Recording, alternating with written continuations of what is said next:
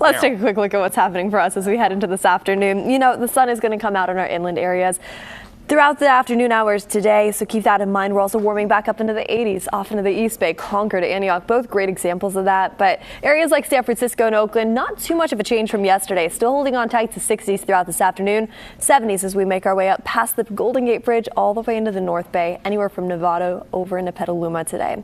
As we make our way down south now along the 101 from Redwood City over into San Jose, we're also noticing a little bit more warmer temperatures compared to yesterday, and that's going to continue to be the trend as we wrap up this week.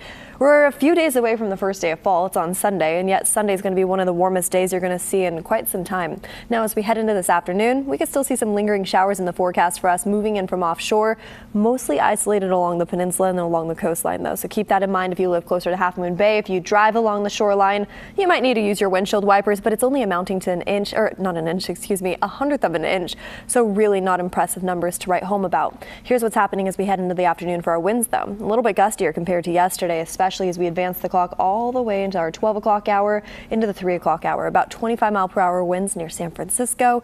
We'll continue to watch some gusty conditions along our shoreline into the afternoon and evening hours tonight.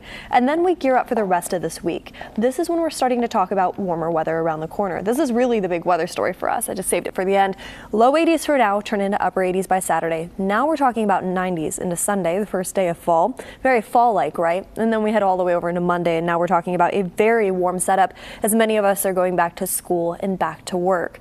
Now as we head over to the Bay, also a similar trend, just not talking about 90s. That was our inland areas along the Bay, closer to Berkeley, Oakland, San Leandro. This is what we're going to be dealing with. Upper 80s as we head into early next week with a nice midweek cool down around the corner.